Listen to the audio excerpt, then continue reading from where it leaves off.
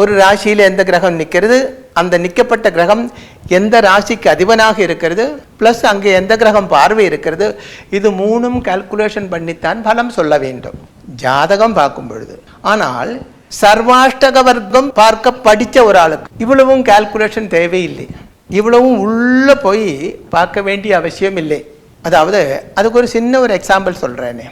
உங்களுக்கு வயிறு கொஞ்சம் வலியாக இருக்கிறது, ஒரே பிரச்சனையாக இருக்கிறது. டாக்டர் அது பார்த்துட்டு அவர் என்ன பண்ணுவோம், டெதஸ்கோப் எல்லாம் வச்செல்லாம் பார்த்துட்டு இப்படி எல்லாம் பண்ணி எல்லாம் பார்த்துட்டு என்ன வியாதின்னு கண்டுபிடிப்பாங்க. ஆனால் கொஞ்சம் கஷ்டம்தான் அவருக்கு.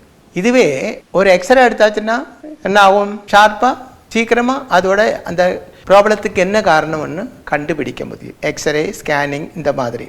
அதே மாதிரி இந்த ஒரு ஜாதகத்தினுடைய எக்ஸ்ரே தான் இந்த சர்வ அஷ்டக வர்க்கம்